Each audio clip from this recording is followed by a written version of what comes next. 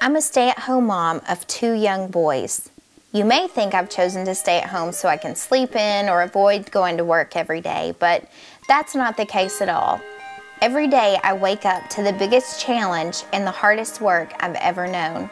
My #1 calling is to try and find a way to share Jesus with my kids in a way that will make them want to follow Him forever.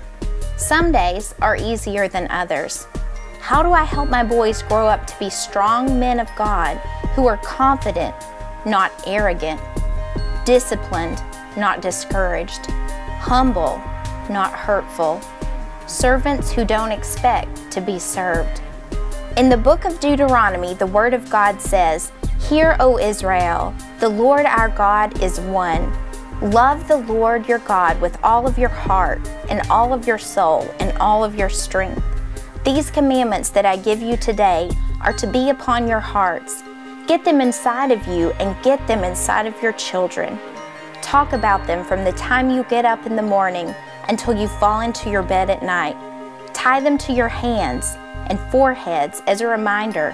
Inscribe them on the doorposts of your homes and on your city gates. Deeply respect God. Serve and worship Him exclusively." It can be so easy to lose perspective in the middle of a crazy schedule.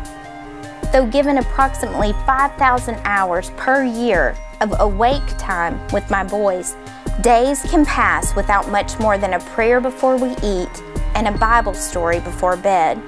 Sure, I could depend on the church to instill the values and philosophies the Bible teaches, but God has called Tim and I to this homeward-focused ministry. No greater responsibility has ever been given, and the magnitude of this call is indescribably heavy. Through much prayer, it became clear to us that I have been called to our home. As someone who has worked outside of the home since age 14, this has not been a flawless transition, but the blessings that have accompanied this journey outweigh the pain. Finding a mission field inside my own house has been both daunting and rewarding. Little eyes and little ears are ever present. Not a moment passes that they are not with me, watching, listening, observing, processing, learning. If I thought for a moment I was doing this on my own, it would be overwhelming. If I believed these children were mine and not God's, I would be consumed. Thankfully, on my better days, I know that I am merely a flawed disciple of Jesus, called to His work in my own backyard, being heard by the very one who created my children in His image and assured of His constant presence in our lives.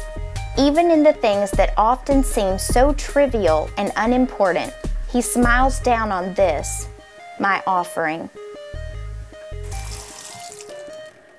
My name is Emily Lavender, and I am a minister.